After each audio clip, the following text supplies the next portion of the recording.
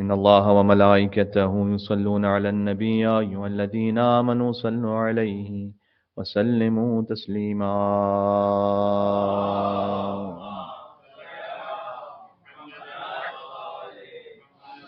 أعوذ بالله من الشيطان الرجيم. بسم الله الرحمن الرحيم. وبه نستعين وهو خير ناصر ومعين، والعاقبة للمتقين والجنة للموحدين والنار للعاصين، والصلاة والسلام على أكرم الأنبياء والمرسلين حبيب إله العالمين العبد المرتضى والنبي المجتبى والرسول المصطفى سيدنا ونبينا ومولانا بالقاسم محمد. اللهم صل على محمد وعلى محمد وعلى آله الطيبين الطاهرين المعصومين المظلومين، سيما بقية الله في الأرضين الذين أذهب الله عنهم الرجس وطهرهم تطهيرا. اللهم صل على محمد. رحمة الله على محبيهم واللعنة الدائمة على أعدائهم أجمعين. اللهم صل وسلم وزد وبارك على صاحب الدعوة النبوية والصولة الحيدرية والعصمة الفاطمية والحلم الحسنية والشجاعة الحسينية والعبادة السجادية والمآثر الباقرية والآثار الجعفرية والعلوم الكاظمية والحجج الرضوية والجود التقوية والنقاوة النقوية والهيبة العسكرية والغيبة الإلهية. صلوات بر محمد وآل محمد.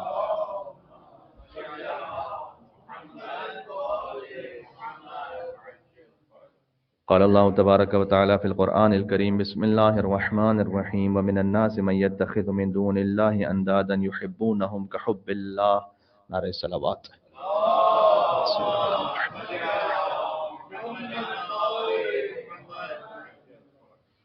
مولا کائنات کی آمد کے مہینے کی مبارکباد تمام دوستوں کو مبارک ہو۔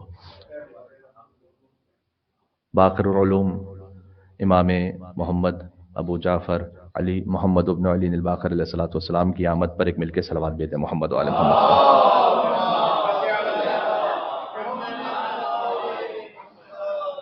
حدیث میں یوں بھی ہے کہ فضل و شہر الرجب علی سائر الشہور کفضل القرآن علی سائر الکتب۔ ماہ رجب المرجب کی فضیلت باقی مہینوں پر ویسی ہے کہ جیسے قرآن کی فضیلت باقی کتابوں پر ہے۔ شاید اس کی وجہ یہی ہو کہ اس ماہ میں وہ قرآن ناطق آنے والا ہے کہ جو نہ کبھی قرآن سے جدا ہوا نہ کبھی قرآن اس سے جدا ہوا۔ ایک مل کے صلوات بھیجیں علی و عظمت امیر المومنین اور اولاد امیر المومنین علی بن ابی طالب علیہ الصلوۃ والسلام پر۔ اللہم صل علی محمد وعلی محمد۔ امام باقر علیہ السلام کا جشن ہے اور 5ویں امام ہے، 7ویں معصوم ہے، اور 57 کا جو عدد ہے وہ امام علیہ السلام کی زندگی کا ایک محور ہے، جیسے کہ میں نے عرض کیا 5ویں امام 7ویں معصوم، اور ساتھ ہی 57 ہجری ہی میں امام کی ولادت ہے، اور 57 میں مزید 57 اضافہ کر دیجئے تو 114 ہجری میں امام علیہ السلام کی شہادت ہے۔ فقط یہ امام ہے اور حضرت حجت بقیت اللہ العظم، ان دو ائمہ کے لیے حضور مکرم کی زبان مطہر سے یہ تعبیر ملتی ہے کہ اسمہ اسمی و شمائلہ شمائل ہے، ان کا نام میرے نام پر ہے، اور ان کا حلیہ ظاہر باطن چہرہ وجود وہ سب کا سب باقر العلوم کا بھی ویسا ہے جیسے میرا ہے، اور بقیت اللہ العظم امام زمانہ علیہ السلام ان کا بھی ویسا ہے جیسے رسول اللہ کا ہے۔ یہ دو ائمہ کے لیے یہ حدیث حضور مکرم کی زبان مطہر سے، اس لیے اگر ائمہ علیہ السلام میں جو سب سے زیادہ شبیہ ہیں حضور مکرم کے، یا امام باقر علیہ السلام ہے یا امام زمانہ علیہ السلام ہے۔ ہاں ایک اور ہے کہ جو ایسا شبیہ رسول ہے کہ 12 ائمہ میں نہیں ہے، لیکن امام معصوم کی سند ہے کہ اس سے زیادہ کوئی شبیہ رسول تھا ہی نہیں، جس کا سن فقط 18 برس تھا، اور کربلا میں حسین ابن علی نے جن کے لیے گواہی دی ہے۔ اللہ یا علی سبحان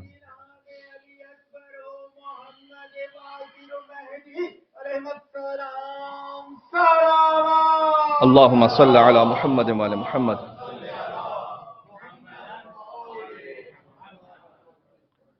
تو دیکھیے آپ اس جشن میں تشریف فرمائیں، بہرحال مودت اہل بیت کے اظہار کا ایک ذریعہ ہے یہ جشن، اور اس واجب کو ادا کرنا ہے ایک مقام پر میں نے اس بات کو عرض کیا تھا کہ جشن بذات خود واجب نہیں ہے. ظاہر ہے کہ اگر کوئی جشن میں نہیں آیا تو اس نے کوئی نعوذ باللہ فعل حرام تو نہیں کیا. جشن میں آنا بذات خود واجب نہیں ہے، لیکن جشن سانچا ہے ایک ایسے واجب کا، بلکہ اوجب کا، کہ جو اللہ سبحانہ و تعالیٰ نے قرآن میں رکھا ہے.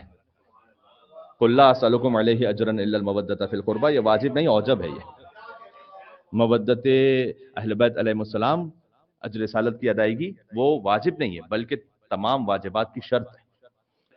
جیسے کہ نماز اول وقت، مغرب کی نماز ہوگی تو مغرب کی نماز میں اول وقت میں نماز پڑھنا واجب نہیں ہے. نماز مغرب کا وقت وسیع ہے، اب بعد میں بھی پڑھ سکتے ہیں، لیکن اول وقت میں نماز پڑھنا مستحب ہے، مستحب تاکیدی ہے. تو اول وقت نماز ایک ایسا مستحب ہے کہ جس کے اندر ایک واجب چھپا ہوا ہے، نماز مغرب کی ادائیگی. بات واضح؟ یہ ایک ایسا سانچہ ہے کہ جس میں آپ ایک واجب کو ادا کر رہے ہیں. اس طریقے سے جشن اہل بیت اطہار علیہ السلام یہ ایک ایسا سانچہ ہے کہ جس میں آپ ایک واجب کو ادا کر رہے ہوتے ہیں. وہ ہے قُلْ لَا أَسْأَلُكُمْ عَلَيْهِ أَجْرًا إِلَّا الْمَوَدَّةَ فِي الْقُرْبَى.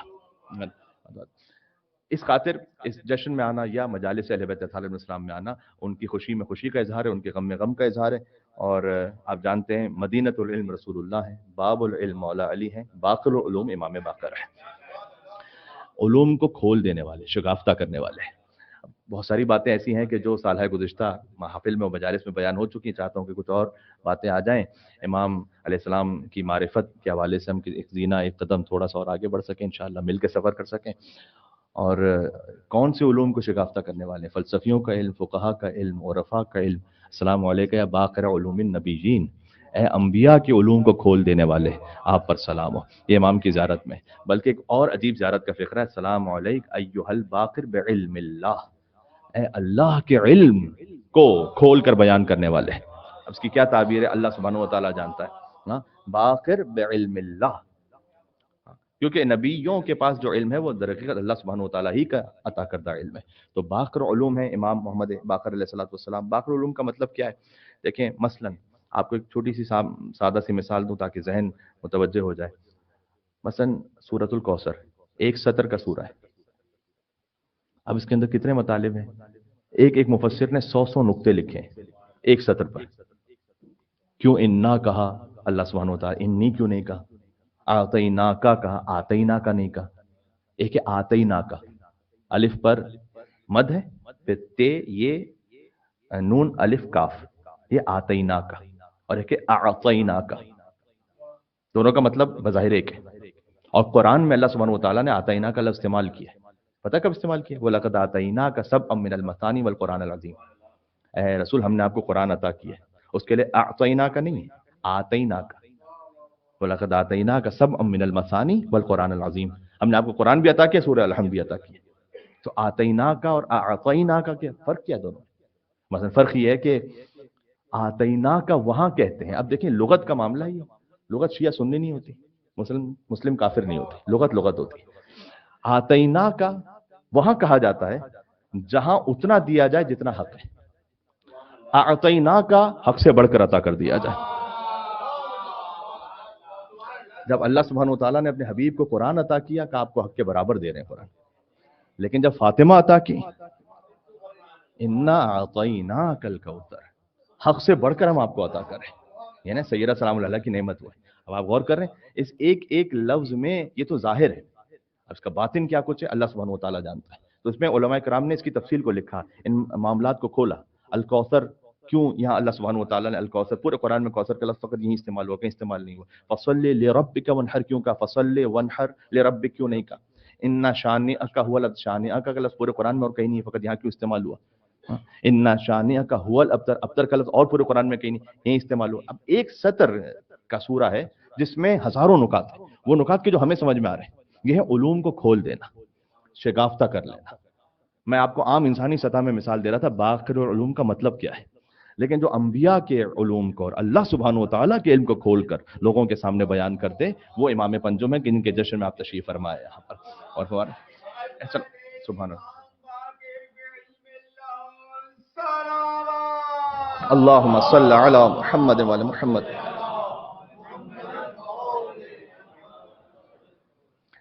دیکھیں مودت کا اثر وہی ہوتا ہے کہ جو باقی رہ جائے.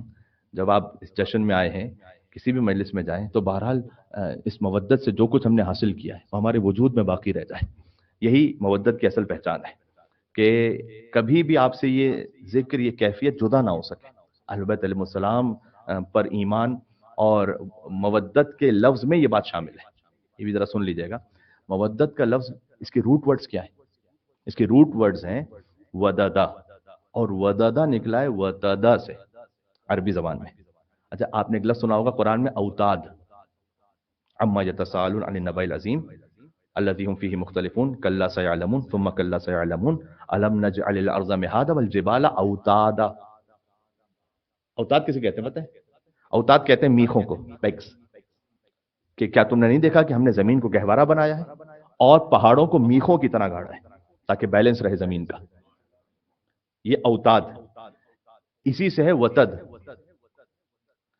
چونکہ تا اور دال قریب المخرج ہے، وتد آپ کہیں تو تا اور دال دونوں کی جو وائس ہے وہ تقریباً سیم جیسی، اس لیے عربی زبان میں بڑا کامن ہے کہ جو قریب المخرج ہے اس میں اس لفظ کو تبدیل کر دونوں کو ادغام کر دیا جائے. تو وتدا سے ہو گیا وددا، اور وددا سے ہوا ودا، ودا سے ہوا مودت.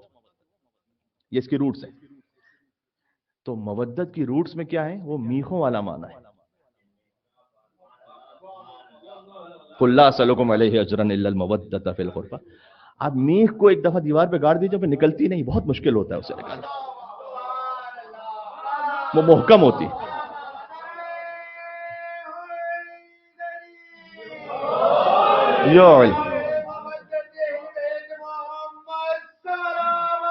اللہم صلی علی محمد وعلی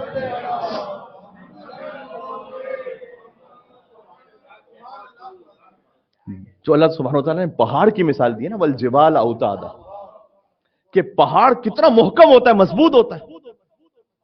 اسی خاطر حضور مکرم نے مومن کے ایمان کی مثال پہاڑی کی صورت میں دی ہے. فرمایا کہ اگر کوئی لوگوں کی افواہوں سے دین میں داخل ہوگا، یہ افواہ کا لفظ حدیث میں. افواہ کا لفظ ہم کیوں کہتے ہیں افواہ؟ افواہ بھی، اب میں عربی کا تو یہ درس نہیں ہو رہا لیکن اچھا لگتا ہے مجھے کچھ عربی کے معاملہ. افواہ کا لفظ ہے فا، فے الف ہا چھٹیا. فاہ کہتے ہیں منہ کو. افواہ یعنی ایک منہ سے دوسرے منہ، تیسرے منہ، چوتھے منہ بات نکل جائے. جو لوگوں کی افواہوں سے دین میں داخل ہوگا، خالی باتیں سن کے، واٹس ایپ پڑھ کے، خالی اس کا دین وہی ہے. حضور نے فرمایا اس کو لوگ اپنی باتوں ہی سے دین سے نکال بھی دیں گے، اس کو پتہ بھی نہیں چلے گا. دین سے بھی نکل گیا، پتہ ہی نہیں چلا. پھر فرمایا کہ جو اللہ کی کتاب اور میری سنت و اہل بیت ان کے کلام سے دین میں داخل ہوگا تو پہاڑ اپنے مقام کو چھوڑ دے گا. یہ نہیں چھوڑے گا. اب مودت کی گہرائی سمجھ میں آ رہی ہے آپ کو؟ جس کے دل میں واقعی مودت اہل بیت ہے نا، دنیا ادھر سے ادھر ہو جائے وہ پہاڑ کی طرح استوار رہے گا، محکم رہے گا اپنے دین پر. ایک مل کے اور صلوات بھیجیں باقر علوم امام پنجم علیہ الصلوۃ والسلام پر.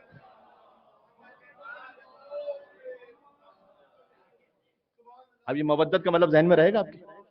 یعنی جو ایسے محکم داخل ہو چکی ہے کہ جس کو نکالنا ناممکن ہو، مثلا بہت مشکل ہو، اور اگر کسی طریقے سے اس کو کوئی زبردستی ہٹا بھی دے تو اس کا نشان باقی رہ جائے.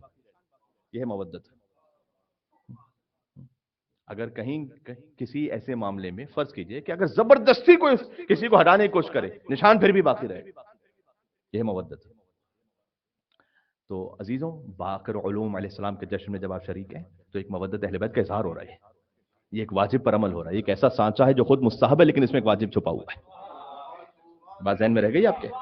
اب یہ جتنے جشن رجب میں آنے والے اور شعبان المعظم میں آنے والے اور جتنی مجلس سے آنے والے، ان سب میں آپ ایک تصور کے ساتھ آئیں کہ میں ایک فی نفس ہی مستحب کام میں جا رہا ہوں کہ جس کے اندر ایک واجب پوشیدہ ہے. بات واضح ہے؟ اور اپنے بچوں کو بھی اسی خاطر لے کر آئیے. تو عرض کیا میں نے باقر علوم کا مطلب کیا ہوا؟ مثلا ایک سطر بظاہر اس کے اندر سینکڑوں نکات. میں آپ کی خدمت میں ہاروت و ماروت والی آیت سورہ بقرہ کی پیش کر چکا ہوں. مجھے یاد ہے گزشتہ جشن کہ جس میں نے آپ سے ایک ویسے سوال پوچھا تھا کہ ایک آیت ہے ہاروت و ماروت کے بارے میں کہ جو جادو سے متعلق آیت ہے کہ اس میں کتنے نکات ہیں. مثلا آپ کہیں گے 15 20 50 100 200 250 1000 2000 چند سطروں کی آیت اور علامہ مجلسی نے لکھا ہے 1.26 ملین. یہ تو ایک عام بندہ نکال رہا ہے جو باقر علوم کے در کا ایک چھوٹا سا شاگرد ہے. ایک آیت جو سب کو یاد ہے، آدھی میں پڑھوں گا آدھی آپ پڑھیں گے. 4 لفظوں کی آیت ہے. آیت کا ایک حصہ ہے قل رب، کیا بات ہے، کہیے کہ اے میرے رب میرے علم میں اضافہ فرما. رب زدنی علما، قل کے ساتھ 4 لفظ ہوتے ہیں. اچھا، اگر اللہ جانتا ہے کہ میں اپنے علم میں اضافہ چاہتا ہوں، میری تمنا ہے، تو اللہ کیوں کہہ رہا ہے قل، مجھ سے کہو؟ وہ خود کیوں نہیں بڑھاتا؟ اس کا مطلب یہ ہے کہ اگر آپ کے دل میں کوئی حاجت ہے، اللہ جانتا ہے، لیکن اللہ کو محبوب ہے کہ اس حاجت کو کہو وہاں پر. کہو. خود قل کے لفظ میں بات پوشیدہ ہے کہ آپ کہیے. اللہ کو یہ عزت و انکساری پسند ہے. ہاں، ان الذین یستکبرون عن عبادتی سیدخلون جہنم داخرین. اللہ سبحانہ وتعالیٰ نے دعا کی آیت کے بعد یہ کہا ہے کہ وہ کہ جن کے دلوں میں اتنا تکبر ہے کہ وہ اللہ کے سامنے دعا کرنے کو بھی تیار نہیں، تو ہم عنقریب انہیں منہ کے بل جہنم میں داخل کریں گے. جو دعا نہیں کرتا وہ تکبر کا اظہار کرتا ہے. ہاں، وہ جھکنا نہیں چاہتا کسی کے سامنے. اس لیے آپ کو معمولاً ملے گا کہ جتنے ٹاپ سائنٹسٹ ہیں، ڈاکٹرز ہیں، وہ اپنے دین کا اظہار کرتے ہوئے شرم محسوس کرتے ہیں، اس لیے کہ تکبر ہے. ہم کیوں جھکیں؟ ہم خود اتنے بڑے کہ ہم کیوں جھکیں؟ چاہے اللہ ہی کے سامنے جھکنا، ہم نہیں جھکیں گے. تو ایک ایروگنس ہے یہاں پر. تو اللہ کہتا ہے کل، سب سے پہلے تو کہو، اپنی عاجزی کا اظہار کرو. رب زدنی علما، رب، خود یہ رب کا اظہار جو اللہ سبحانہ وتعالیٰ نے کہا نا، رب کے ذریعے سے دعا مانگو. حدیث میں آیا کہ جو 10 مرتبہ یا رب کہے، اللہ سبحانہ وتعالیٰ کہتا ہے لبیک یا عبدی.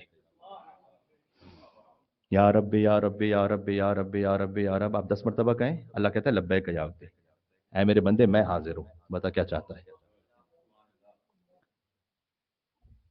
ایک سادہ سی آیت جو بظاہر ہمیں سادہ لگ رہی، کتنے علوم اس میں سے نکل رہے ہیں. زدنی علما، یہاں اللہ تعالیٰ نے یہ نہیں کہا کہ قل رب زد علما، اے پروردگار میرا علم بڑھا دے. ہاں، زدنی علما، یہ نہیں کہا علم بڑھا دے، زدنی علما، پروردگار تو مجھے بڑھا دے علم کے ذریعے سے. ترجمہ یہ ہے اصل میں اس کا.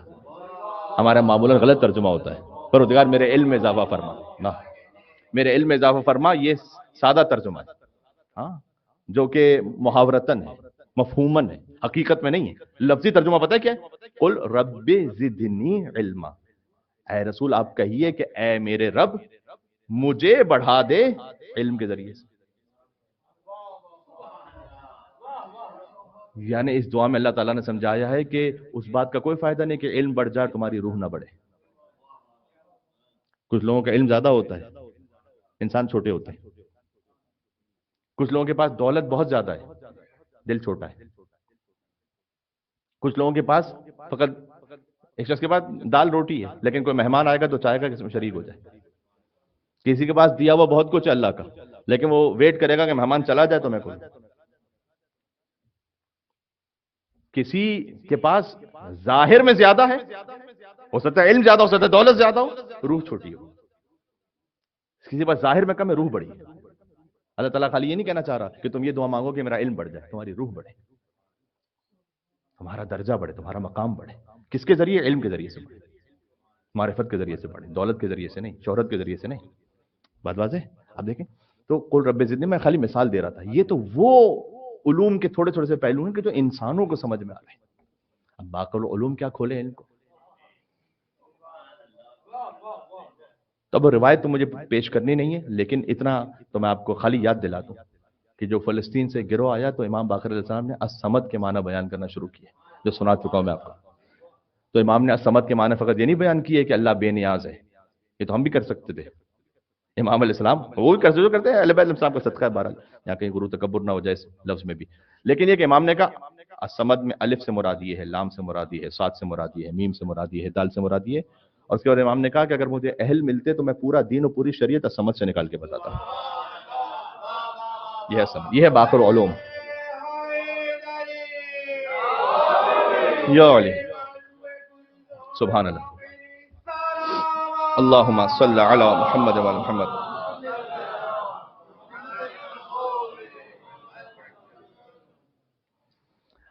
اب کبھی دل چاہتا ہے کہ کسی امام کے جشن پر یا ان کی شہادت کی مجلس میں فقط جو انہوں نے قرآن کی آیات کی تفصیل و تعویل کی ہے نا وہ پیش کی جائے. ایک بڑا لطیف اور بڑا اچھا موضوع ہے. خود چونکہ باقر علوم امام ہی کا لقب ہے کہ علوم کو کھولنے والے. تو میں 2-4 حدیثیں بھی پیش کروں گا انشاءاللہ آپ کی خدمت میں، خاص طور پر تربیت اولاد کے بارے میں، کچھ اپنے نفس کی اصلاح کے بارے میں، اور 1-2 احادیث بڑی اہم امامت کے عقیدے کے بارے میں. ایک آیت ہے سورہ مبارکہ بقرہ میں کہ اللہ سبحانہ وتعالیٰ نے فرمایا کہ وَمِنَ النَّاسِ، انسانوں میں سے کچھ ایسے کہ مَن يَتَّخِذْ مِن دُونِ اللَّهِ أَندَادًا، وہ اللہ کے علاوہ دوسروں کو شریک بنا لیتے ہیں اللہ کے. يُحِبُّونَهُ ہم كَحُبِّ اللَّهِ، وہ اللہ کی طرح ان سے محبت کرنے لگتے ہیں. اب یہ لات کے بارے میں، منات کے بارے میں، عزا کے بارے میں، بتوں کے بارے میں، کس کے بارے میں؟ کتاب الکافی کی حدیث ہے. امام نے کہا کہ واللہ، خدا کی قسم، یہ آیت ان لوگوں کے بارے میں ہے کہ جنہوں نے انہیں امام بنا لیا جنہیں اللہ نے امام نہیں بنایا. وہ ان سے ویسی محبت کرتے ہیں کہ جیسی اللہ کی جانب سے بنائے ہوئے امام سے کرنی چاہیے. یہ آپ کو بات سمجھ میں آ رہی ہے میں کیا کہہ رہا ہوں؟ بلکہ ایک اور لطیف حدیث ہے، آپ اس کو ہمیشہ اپنے ذہن میں رکھیے گا، اور میں کہتا ہوں یہ بات تو اپنے بچوں تک ضرور پہنچائیے گا. وہ یہ کہ امام نے فرمایا اللہ قیامت میں 3 لوگوں سے نہ کلام کرے گا، نہ ان کی طرف دیکھے گا، نہ ان کا تزکیہ کرے گا، نہ ان کی مغفرت کرے گا. اللہ کا سخت ترین عذاب پتہ ہے کہ قیامت میں اللہ دیکھے ہی نہ اس طرح.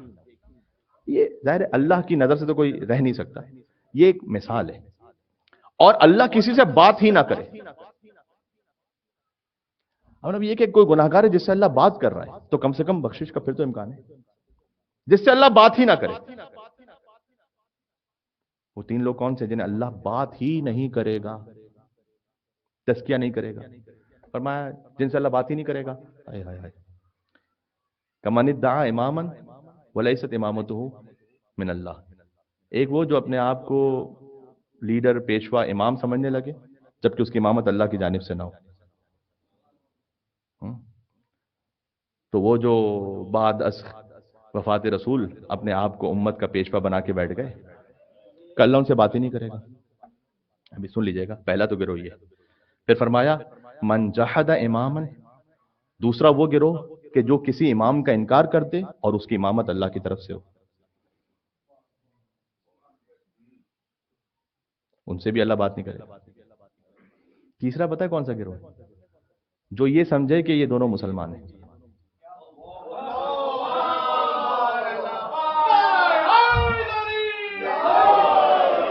یہ حدیث میں آگے آ جائے گا ایک ایک قدم تلوار پڑھتے ہوئے.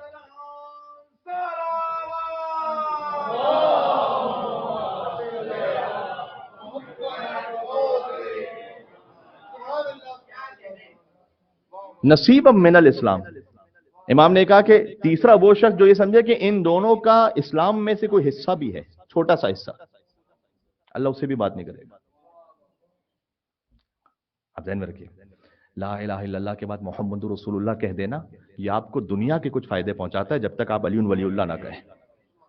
دنیا کے فائدے پتہ کیا پہنچتے ہیں؟ مثلا انسان کا جسم پاک ہے، مسلمان کے قبرستان میں دفن ہو سکتا ہے، اس سے ازدواج ہو سکتا ہے. امام نے کہا کہ ان کے جنازوں میں شریک ہو، ان کے ساتھ اچھا تعلق رکھو. یہ سب دنیا کے فائدے ہیں. آخرت میں جو بغض علی رکھنے والا ہے اس پر آنکھ زیادہ شدید ہے اس شخص کے مقابلے میں جو اللہ کا شریک بنانے والا ہے. یہ حدیث میں میں حدیث سنا رہا ہوں آپ کو، اگر عجیب سا لگ رہا ہے آپ کو تو ہاں. اس لیے امام نے ایک تو یہ عقیدہ امامت کے بارے میں بڑا واضح امام نے بیان، اس میں کوئی دو رائے نہیں ہے. ہاں میں نے عرض کیا ہے بار بار، اس کو بار بار تفصیل سے دہرانے کی ضرورت نہیں، فقط اشارہ کافی ہو جاتا ہے. کہا کس جگہ آپ نے کس بات کا اظہار کرنے کی جگہ اظہار نہیں کرنا، وہ ایک اپنا مقام ہوتا ہے. لیکن آپ کو تو عقیدہ صحیح پتا ہو، پہلی بات. اچھا امام کے بچپن کا واقعہ ہے، جو کہ ولادت کا جشن ہے، میں بچپن کا واقعہ پڑھوں. تو امام میں آپ جانتے ہیں کہ امام زین العابدین علیہ السلام کے ساتھ امام نے اپنے دادا کی شہادت کے بعد 34 برس گزارے ہیں. ٹھیک ہے. امام محمد باقر اسلام کی جب ولادت ہوئی تو امام حسین علیہ السلام ظاہری حیات کے ساتھ ہیں. 3 سال 6 مہینے 10 دن امام حسین کے ساتھ گزارے ہیں. پھر 34 سال امام زین العابدین السلام کے ساتھ گزارے ہیں. پھر 19 برس خود امام کا زمانہ امامت. یہ تفصیل ہے. تو امام نے اس میں بہت سارے مسکنسپشنز کو ٹھیک کیا، کچھ غالیوں کو ٹھیک کیا امام نے جو غلو کرتے تھے، پیرل قرار دینا امام کو اللہ سبحانہ و تعالیٰ کے، عرض میں نہ قرار دیں، طول میں قرار دیں، یہ ہے توحید. ٹھیک ہے. ہاریزونٹل ورٹیکل یاد رہے گا نا آپ کو، جس نے ہاریزونٹل بنا دیا اس نے شرک کیا. اللہ اور علی برابر برابر نہیں ہو سکتا. علی جو کچھ دے اللہ کی جانب سے، یہ عین توحید ہے. ورٹیکل مشکلیں ہوتی ہیں آسان علی کہنے سے، اس میں ولایت و توحید ایسی آ جائے گی اگر آپ میرے ساتھ ہیں. مشکلیں ہوتی ہیں آسان علی کہنے سے، یا علی کہنے کی توفیق خدا دیتا ہے.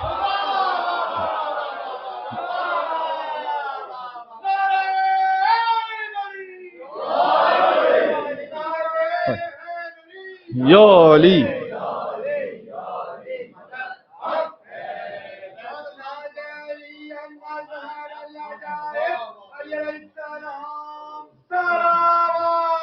اللہ.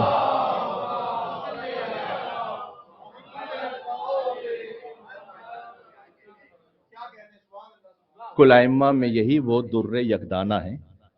ہاں، ایک صفت امام باقر کی ایسی ہے کہ جو کسی اور امام میں نہیں ہے.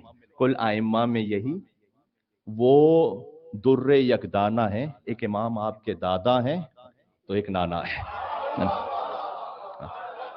یہ صرف امام محمد باقر علیہ السلام سے مخصوص ہے. جو باپ کی طرف سے حسینی ہے، ماں کی طرف سے حسنی ہے. تو یہ حسنی اور حسینی سلسلہ جمع ہو جاتا ہے امام محمد باقر علیہ السلام. امام محمد باقر علیہ السلام کے بعد جتنے امام ہیں وہ حسنی بھی ہیں، وہ حسینی بھی ہیں.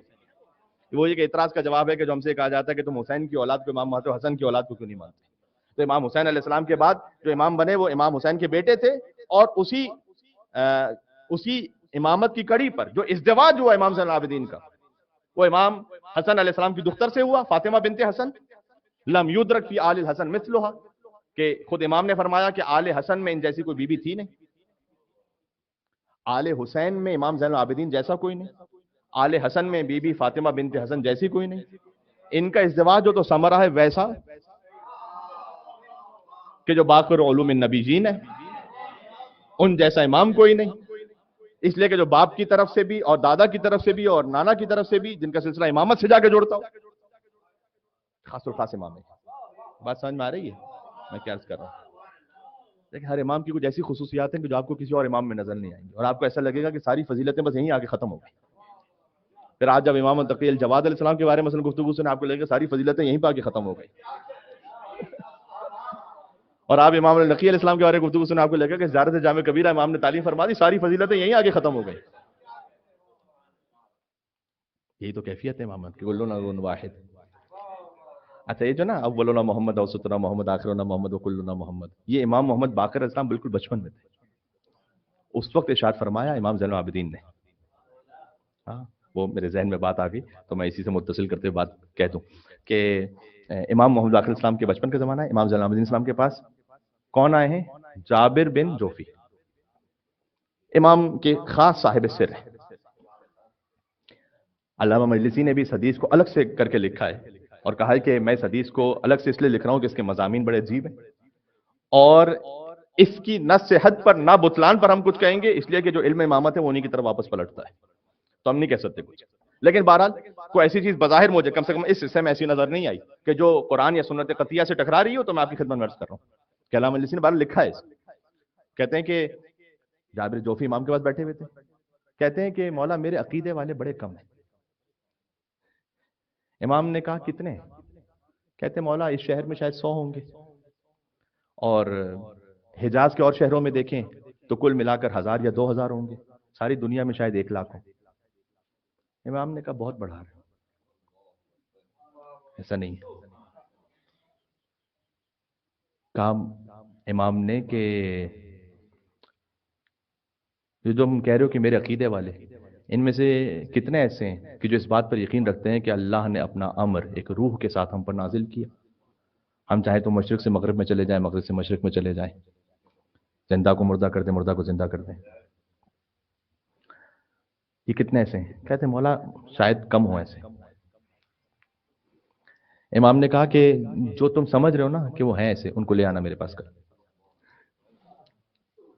اگلے دن جابر جوفی لے آئے امام کے سامنے. امام کے سامنے، اب سنیے گا، امام کے سامنے موجود ہیں. اور جابر جوفی نے کہا کہ مولا آپ نے یہ کہا کہ اللہ اپنے امر کی خاص روح آپ پر نازل کرتا ہے، اس کی کوئی قرآنی دلیل ہے؟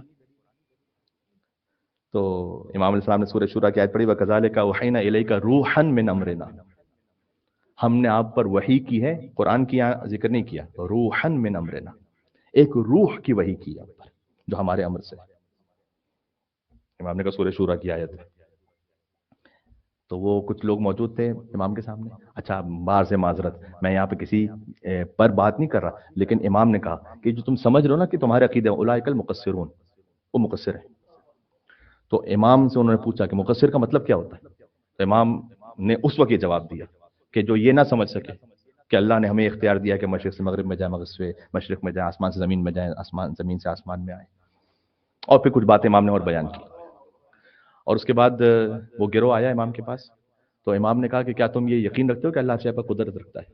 اب امام زین العابدین پوچھ رہے ہیں. انہوں نے کہا کہ جی ہم یقین رکھتے ہیں اللہ شے پر قدرت رکھتا ہے.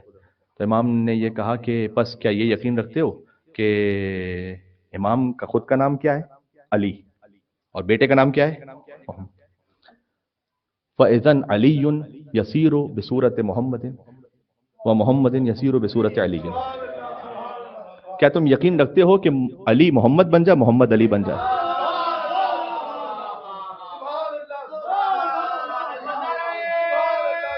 یہ تعبیر جس کو لطف آئے، جس کو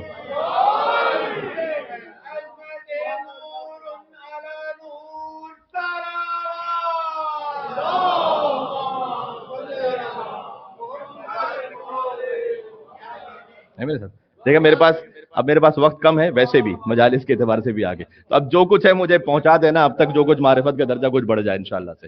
تو ذرا دیکھیں کہ کیا تم یقین رکھتے ہو کہ محمد علی بن جائے، علی محمد بن جائے؟ امام کا اشارہ اپنی جانب تھا. اس سے آپ استفادہ کر لیں کچھ اور منزلوں پر، وہ پھر ایک الگ منزل ہے. تو وہ دیکھنے لگے. تو امام باقر بچپن میں تھے، امام باقر کا جشن پڑھ رہا ہوں نا میں. وہ آئے اور انہوں نے آ کے کہا کہ تم بولتے کیوں نہیں، تم کہتے کیوں نہیں میرے بابا کو؟ کہتے ہیں کہ ہم سمجھ میں نہیں آ رہا ہم کیا کہیں. اب اللہ کی قدرت ہے یہ، ہاں اللہ کی قدرت ہے. تو اللہ اکبر. امام زین العابدین نے پوچھا کہ من ہوا، امام باقر کی طرف اشارہ کر کے، بچہ یہ کون ہے؟ کا ابن کا محمد، آپ کا بیٹا محمد. کا من انا، میں کون ہوں؟ کا ابوہ علی، آپ ان کے بابا علی ہیں. فتکلم بکلمات، امام نے کچھ کلمات ایسے کہے کہ کسی کو سمجھ میں نہیں آئے. فَإِذَنْ عَلِيٌّ بِمُحَمَّدٍ وَمُحَمَّدٌ بِعَلِيٍّ.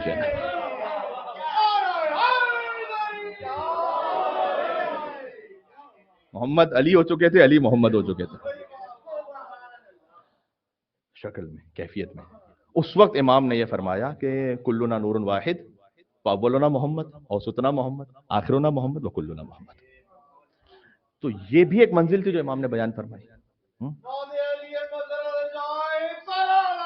اللہم صلی علی.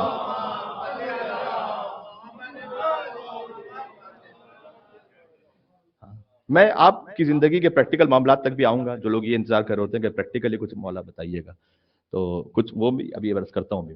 لیکن پہلے ایک بات ہو جائے. امام نے مثلا یہی وہ امام ہے جنہوں نے وہ محیر العقول زیارت تعلیم فرمائی کہ جو آپ بی بی فاطمہ زہرا سلام اللہ علیہ کی پڑھتے ہیں. یا ممتحنۃ امتحنک الا الذی خلقی قبل ان یخلقک فوجدک لما امتحنک صابرا. یہ جو آیت ہے نا، یہ جو زیارت ہے نا، اے وہ امتحان شدہ کہ جن کا امتحان اللہ نے لیا اس وقت لیا کہ جب انہیں خلق نہیں کیا تھا تو انہیں امتحان میں صبر کرنے والا پایا. تو ہم یہ گمان رکھتے ہیں کہ آپ پر یقین اور آپ کے بابا کی تصدیق اور آپ کے شوہر کی ولایت پر ایمان کے ذریعے سے ہماری طہارت حاصل ہو جائے. یہ پوری زیارت جو ہے، یہ تعلیم کس نے کی ہے؟ ایسی زیارت کو امام کے علاوہ تو تعلیم کر نہیں سکتا تھا. یہ تعلیم کردہ امام محمد باقر علیہ السلام جن کے جشن میں آپ موجود ہیں. زیارت عاشورہ جو انشاءاللہ آپ روزانہ پڑھ رہے ہوں گے، چاہے 100 درود کے ساتھ نہ پڑھ سکیں، 100 لعنت کے ساتھ، لیکن کم سے کم ایک مرتبہ اس کو پڑھ لیں گے. یہ جو آپ کو کس نے تعلیم دی؟ امام محمد باقر علیہ السلام. جو کچھ علم کا دریا بہ رہا ہے سب کچھ امام محمد باقر علیہ السلام سے، آپ یقین فرمائیے. اس کے بعد امام علیہ السلام کی زندگی کے وہ احوال، مثلا امام نے خود یہ فرمایا، امام کی ولادت کی بات ہے اس لیے میں کہہ رہا ہوں کہ میرے بابا زین العابدین علیہ السلام، انہیں اپنے سارے بچوں سے ایک جیسی محبت نہیں تھی. چاہے امام باقر علیہ السلام سے محبت ہے وہ تو جدا ہے نا، کہ لیکن وہ سلوک کرتے تھے سارے بچوں کے ساتھ ایک جیسا، اور کہتے تھے کہ میں اس لیے ایک جیسا سلوک کرتا ہوں تاکہ یوسف علیہ السلام کا قصہ نہ دہرا دیا جائے. اب اس میں کتنا بڑا درس ہے دیکھیں ہماری زندگی کے لیے. اللہ اکبر. میں ایک مل کے اور صلوات بھیجیں امام محمد باقر علیہ الصلوۃ والسلام پر. اللہم صل علی.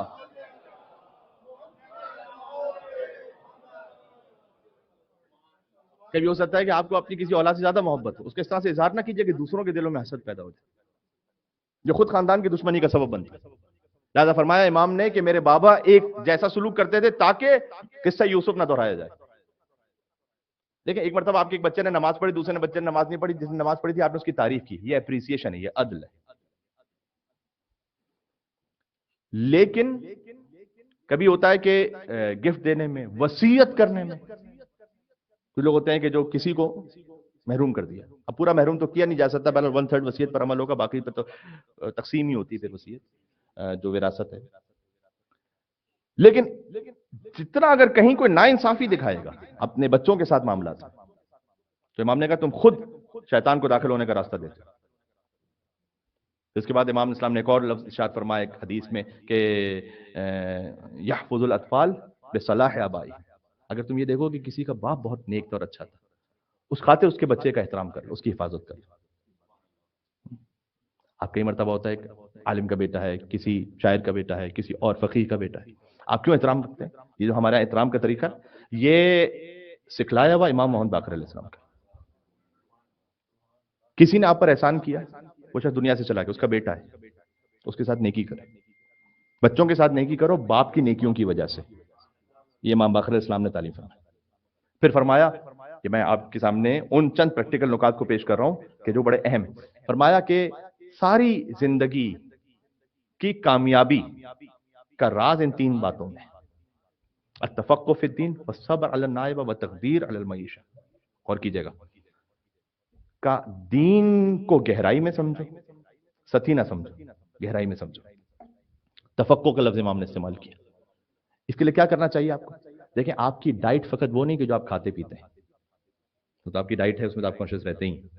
آپ کی ڈائٹ وہ بھی ہے جو آپ دیکھتے ہیں، آپ کی ڈائٹ وہ بھی ہے جو آپ سنتے ہیں، آپ کی ڈائٹ وہ بھی ہے جو آپ پڑھتے ہیں. یہ میں آپ کو کہہ کر آپ کے بچوں کے لیے کچھ کہہ رہا ہوں. آپ کو یہ دیکھنا آپ کے بچے کیا دیکھ رہے ہیں، وہ ان کی ڈائٹ ہے.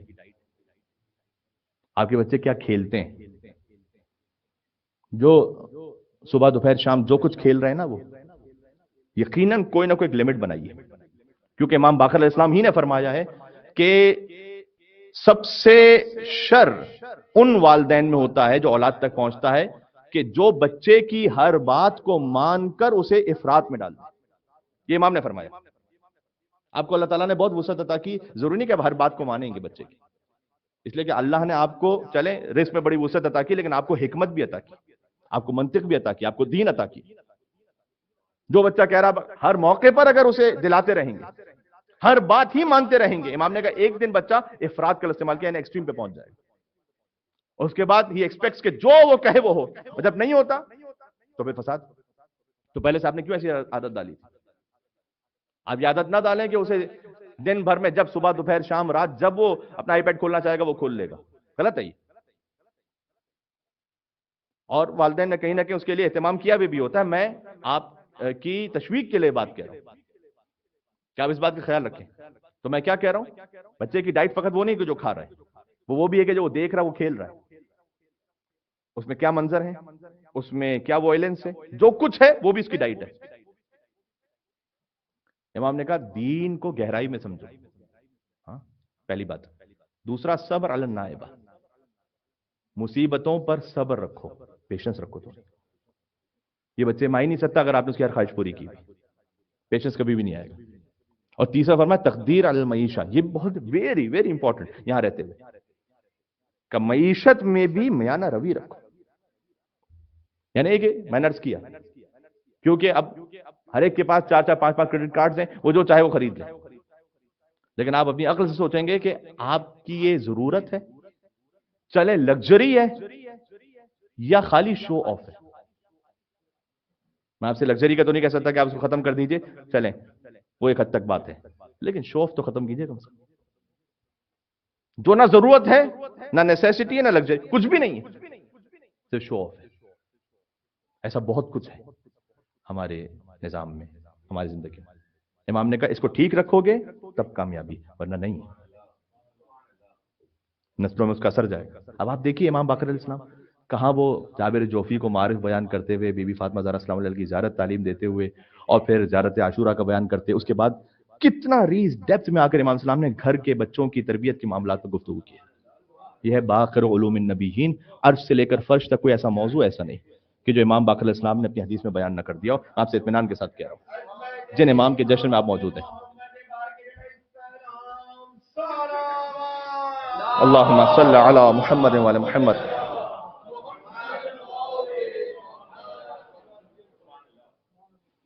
ایک بات اور، امام نے ایک اچھا لباس پہنا ہوا تھا، کسی نے آ کر امام سے کہا آپ بہت اچھے لگ رہے ہیں۔ امام نے کہا کہ اپنی زوجہ کے لیے پہنا ہے، اس لیے کہ اگر مرد اپنے آپ کو سوار کے رکھے تو تزید فی عفت النساء، خاتون کی عفت میں اضافہ ہوتا ہے۔ یہ خالی ان کی ذمہ داری نہیں، آپ کی بھی ذمہ داری۔ ولادت کے جشن میں تو میں کہہ سکتا ہوں نا، یہ رجب المرجب کا مہینہ ہے، تو کچھ اپنی بھی ڈینٹنگ بینڈنگ کریں آپ اور سدھار کے رکھیں اپنا۔ کیا تزید فی عفت النساء؟ اب آپ کین یو امیجن کہ امام علیہ السلام ان امور پہ بھی گفتگو کریں؟ امام نے کی۔ ایک شخص آیا امام کے پاس، بڑا بہترین روم تھا اور بڑا اچھا سا کمرہ سجا ہوا تھا، بہترین پردے لگے ہوئے، تو آ کے حیرت سے دیکھ رہا ہے ادھر ادھر تانے، اچھا اتنا بہترین گھر ہے امام کا۔ اب بعض لوگ جیسے سمجھتے ہیں کہ بھائی مولوی کا گھر بھی، آدھا ہی جملہ سیلف ایکسپلینیٹری ہے سمجھانے کے لیے کا، اور ضرورت ہی نہیں آگے کہنے کی۔ تو وہ بھی بڑے غربت میں رہے بس، تو بہت اس کو تعجب، ارے امام ہوتے ہوئے ایسا؟ امام نے محسوس کیا فوراً، کہتے کو کل واپس آنا، کل آؤ گے دوبارہ دعوت میں ہمارے یہاں؟ کہ جی جی مولا آؤں گا۔ اگلے دن پھر آیا، امام ایک اور حجرے میں لے کر گئے، بالکل سادہ سا۔ اس کو لگا کہ ہاں یہ امام کے مطابق ہے، وہ تو بڑا زبردست سجا ہوا تھا۔ امام نے کہا دیکھو میں نے جس سے ازدواج کیا اس کو مہر دیا ہے، یہ اس نے اپنے مہر کی رقم سے، جو ان کی ملکیت ہے، اپنے حجرے کو بنایا ہے، چونکہ اسراف نہیں تھا، لہذا امام کی ہر زوجہ کوئی اس عصمت صغرا وغیرہ کی منزل پہ تھوڑی فائز ہے کوئی۔ تو امام نے کہا کہ ہم نے اسے بنانے دیا، وہ کل میری زوجہ کے حجرے میں تم وہاں روم میں تھے، یہ آج میرے روم میں ہو۔ اس کا مطلب کیا ہے؟ اس کا مطلب یہ بھی ہے کہ بہت جلدی جج نہ کریں کسی کو، فوٹو سے جج نہ کریں، کم سے کم ویڈیو تو ہو۔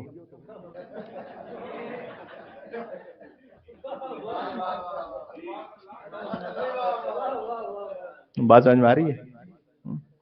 فوٹو کا مطلب ہے ایک لمحہ۔ اب فرض کیجئے کہ شہادت کی شب تھی، آپ سے کوئی ملنے کے لیے آیا، ہم نے اس کو مسکرا کے یوں کہا، اسی وقت کسی نے تصویر لے لی، کہ دیکھیں مولانا صاحب کو شہادت کی شب میں بھی ہنستے ہنستے بات کر رہے تھے۔ فوٹو سے نہ جج کریں، کم سے کم ایک ویڈیو تو۔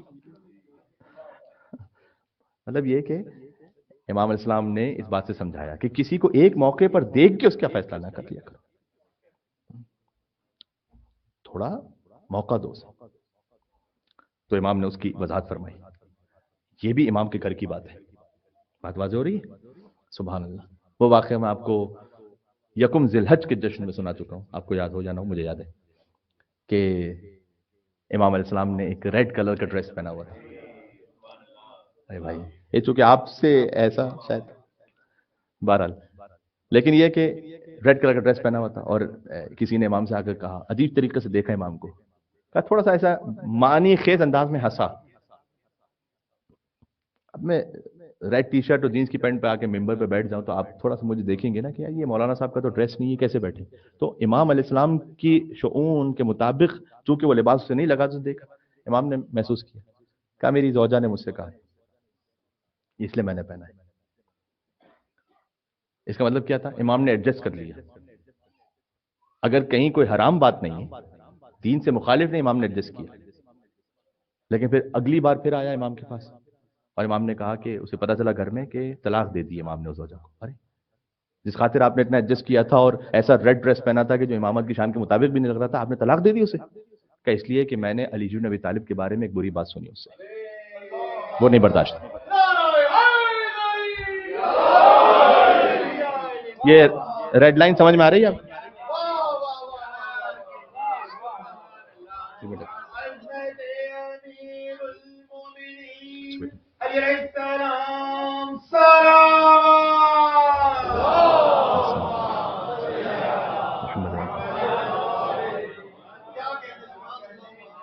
یہ ریڈ لائن سمجھ میں آ رہی ہے آپ؟ امام علیہ السلام یہاں پر چونکہ کیک کٹنگ بھی ہے مغرب سے پہلے تو مجھے بات بس ختم کر دینی۔ امام علیہ السلام گھر میں بچوں کو نماز فجر کے لیے جگاتے تھے، جتنے بچے ہوتے تھے۔ یہ آپ کو 14-15 سال بعد نہیں کرنا، بلکہ بعض امام کے جو خدام تھے وہ کہتے تھے کہ مولا یہ بچہ تو نماز پڑھنا بھی نہیں جانتا۔ امام نے کہا سبحان اللہ کہنا جانتا ہے، بس کو کہو کہ آئے سبحان اللہ کے نماز کے وقت تک، بس۔ بلکہ امام علیہ السلام نے باقاعدہ ایک حدیث میں سمجھایا ہے کہ جب بچہ 3 سال کا ہو جائے، یا 3 قمری سال مراد ہے، شمسی نہیں، قمری یعنی اسلامک کیلنڈر، کہا کہ جب وہ 3 برس کا ہو تو اس کو کم سے کم لا الہ الا اللہ کہنا آنا چاہیے، 4 برس کا ہو محمد رسول اللہ کہنا آنا چاہیے، 5 برس کا یا اس کے قریب قریب ہو جائے جب اس کو یہ پتہ چل جائے، کتنی حسین تعبیر ہے کہ اس کا رائٹ ہینڈ کیا ہے اور لیفٹ ہینڈ کیا ہے، اس کو اتنی سمجھ ہو، پھر بتاؤ قبلہ کہاں پر ہے، کیونکہ رائٹ اور لیفٹ کی اس کو تمیز ہو چکی ہے۔ میں انہوں نے کہا قبلہ بتاؤ، اور 6 سال کا ہو جائے تو رکوع کرنا تک سکھلا دو، اور 7 برس کا ہو جائے تو چہرہ دھونا یعنی وضو کرنا سکھلا دو، 7 برس میں اس کو نماز آ جانی چاہیے۔ یہ ترتیب امام نے بیان فرمائی۔ تو یہ ماشاءاللہ کئی ساری چیزیں تھیں کہ جو آج کی گفتگو میں بیان ہو گئیں، الحمدللہ۔ معارف سے لے کر ہم نے کوشش کی، بعض عقائد سے لے کر، سبحان اللہ، ایک یہاں سے وہاں تک اور مل کے صلوات بھیجیے گا محمد علیہ محمد علیہ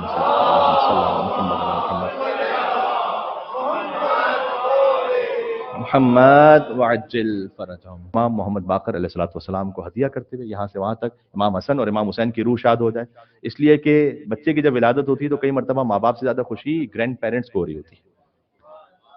تو آج امام محمد باقر کے نانا بھی بڑے خوش ہیں اور دادا بھی بڑے خوش ہیں۔ بچوں کے لیے گزارش کر دوں، گویا میں کہنا چاہ رہا ہوں کہ امام حسن مجتبیٰ کے نواسے کا جشن ہے، یہ جو خود رسول اللہ کا نواسا ہے اس کے نواسے کا جشن ہے۔